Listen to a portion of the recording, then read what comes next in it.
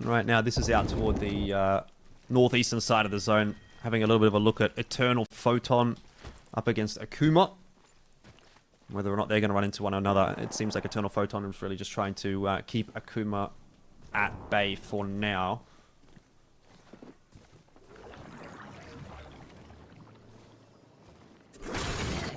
Not sure this is really going to result in too much of an exchange. If worst comes to worst, I think Akuma can actually just disengage this and run through the geyser area and rotate in that way. So maybe a few pot shots. I mean, just having a look on the minimap, it does seem as though Akuma, they're not shying away from this fight by any stretch of the imagination. So they're definitely at least trying to show some presence.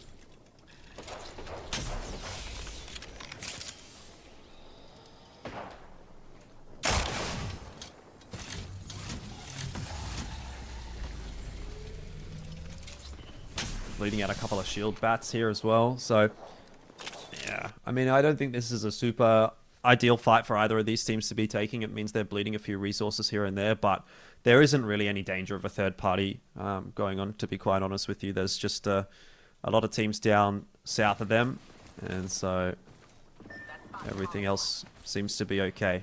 Nothing in fragment. No teams in fragment. No one really looking in their direction, so they're happy to just keep those pot shots going back and forth.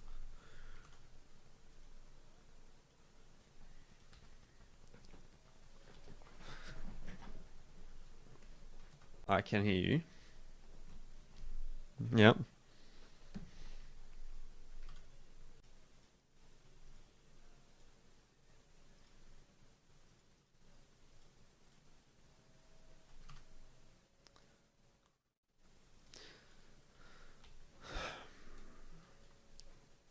All right, well, as far as what else is going on around the map, I mean, obviously we're watching this POV for a little while. I don't think there's too much happening there. I'll just briefly update you on the rest of the rotations coming through from teams like Truth out towards the western side, towards staging. They're probably the furthest away from the zone at the moment, starting to make their way through.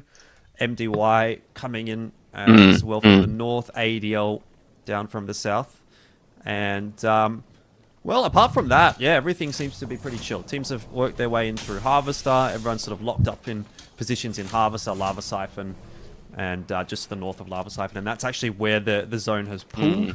For those of you that remember where Moist was holding, they have pretty much got a favorable ring pull alongside them. Onyx 505 and Golden Sage will be very happy with the ring pull. So those are the four teams that we're kind of looking forward to.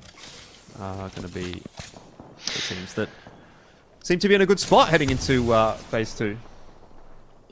Yeah, well, with the circle pulling over to Lava Siphon, it's like it couldn't get any better for Moist, really, could it, Elfish? I mean, you know, you start off with the best loot in the game, and then the circle pulls straight on top of you. This is honestly a dream start to Split 2 for Moist. Yeah, indeed. Yeah, look, I mean, you can't really complain about it at all.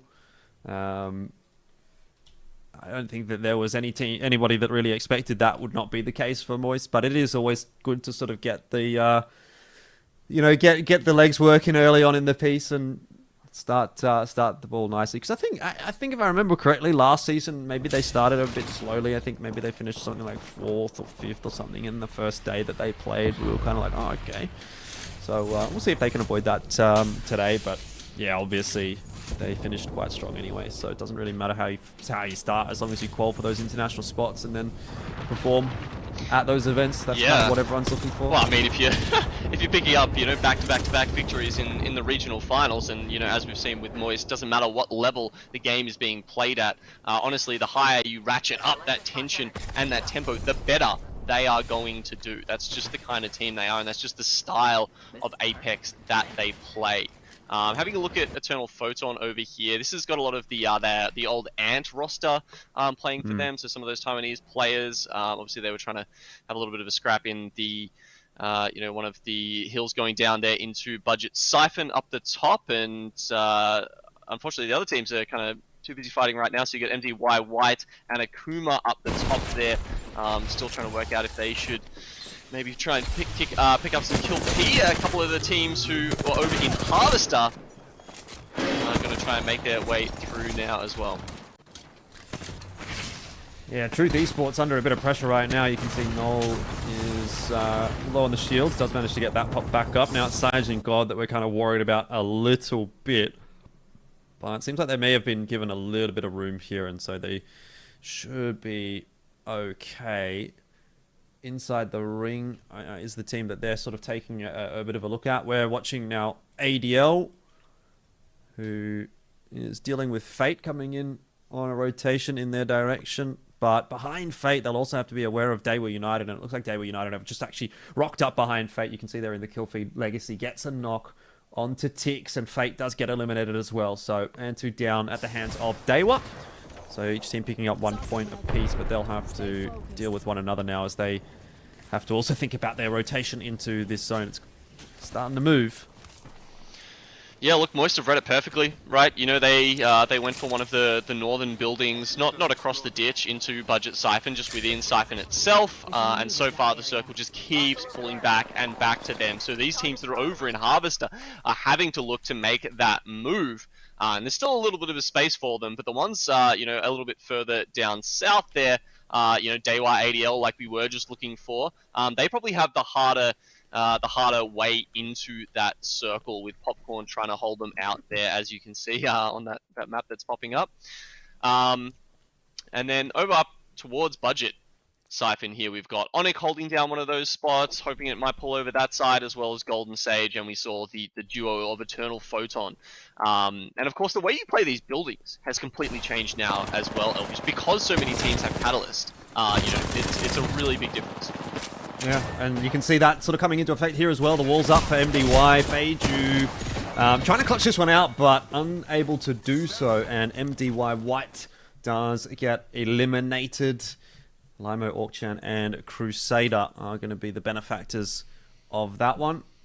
And you can see ADL Wolves actually there on the minimap are going to start to make their rotate in as well. As that ring is going to pop, we'll get an idea of just how happy is Moist going to be. Onyx as well. Like we mentioned, two of the top teams in this region, it seemed like, coming into this split. And already it looks like they're just starting phenomenally today. You can see some of the teams here struggling with those Catalyst walls. You're going to be seeing a lot of those this season, guys. I can guarantee you that. You know, how do you play around it with your own team? How do you play around it when the enemy team locks you off? I mean, the wall lasts for 30 seconds. It's like, as far as fights goes, that's a long time. Yep. I mean, fights can be over in definitely less than 30 seconds, that's for sure. So sometimes gives you a little bit of room to breathe, I guess. But overall, yeah, definitely an impactful legend that we're seeing coming through this season. As I was talking about a little bit earlier, I think like pretty much 90% of the teams have actually picked her up for this lobby at least. So no surprises. Yeah, 90%. Wow, that's I'm sure we'll get the exact stats later, but if it is anything close to that, well, to be fair, there's two duos, and neither of those duos have a Catalyst on their team. So if you take them out of the equation, because you know we generally don't try and two out of 18 that didn't pick it. Yeah, wow. If we disregard those two teams that don't have 3. That's nuts. That's I'm just trying to. I wonder if that's going to be higher than Seer. We might be able to get those stats later on, hopefully. But yeah, like from some other preliminary results I'd seen, Elfish, like Seer was generally getting picked at a higher rate than Catalyst, and you know, Valve was still definitely up there. So the fact, if Catalyst really is the most picked legend this season, yeah, we're going to be getting a lot of those walls, a lot of those Dark Veils. Yeah, well, we'll have to keep an eye on that as we do go through. Bangalore. You can see the ultimate coming out there as well. Seen a little bit of that so far this season. Did get picked up a little bit here and there last season as well, but yeah, it's something that I think is a bit of a comfort pick maybe for a couple of players, but it's definitely not for everyone. You can see Akuma right here up on the high ground, now having to work their way in, and I've just seen a team try on my screen, on my POV. This is actually the team. This is great. I think it was. So who was it? It was one of these teams was trying to do a Valve ultimate, and they just got picked out of the sky by someone with a Kraber before they could Fights going on every single side of this right now. I mean, Popcorn tried to come out of the tunnel, got a couple of sticks, but couldn't quite take out XMY. They got taken out a second later. As you can see in the kill feed, everything just lighting up here. and Akuma doing their best. You can see this wall, the way it interacts with, you know, the geometry, the terrain sometimes is a bit funny, and you do get little windows through it if you've got some funny shaped rocks like that. Now Onyx, they of course were playing up the top at Budget Siphon. They've got a nice little gatekeep position here. They're actually going to be in this next ring. It looks like it's going to be pulling in a similar direction. You remember the 1v1 at LAN between Hal and Yuki. It's going to be, I think, a somewhat similar ring to that.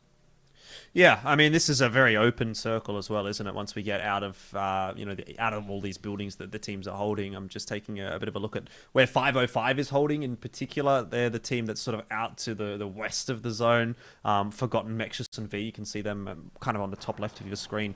They're the team that's maybe, I think, actually kind of almost, I don't want to say best positioned, because obviously they've got a lot of ground to cover, but they're the team that's kind of already having to deal with the circumstances of what this next zone is going to provide for everyone, because everyone else is sort of sitting in a building, sitting in sort of a compound. But right now 505 is just playing the little bits of cover that they can. They are watching as the Dark Veil goes up on top of that cliff. Again, going to be seeing those all over the place. And just a few pot shots. But I kind of like this for 505, right? They're the first rotator in a way, so any team that's going to be heading into the zone is going to have to deal with 505, getting some pot shots off at them, not to mention obviously all the other teams around the place firing off at them as well. There's Moist getting into an engagement against Golden Sage that really does not last long, and that's good news for Moist because Ring's pulling their way in. Moist is going to have to move. They're going to have to get off this high ground. They do, and they get a couple of armor swaps, and that allows them to keep going, but they don't have time to get the med kits off, and they do have to move in because they're not within the ring. They go up against, this is Buriram United down the bottom. Once again, against all odds, they actually win out that fight. Incredible use of the high ground and just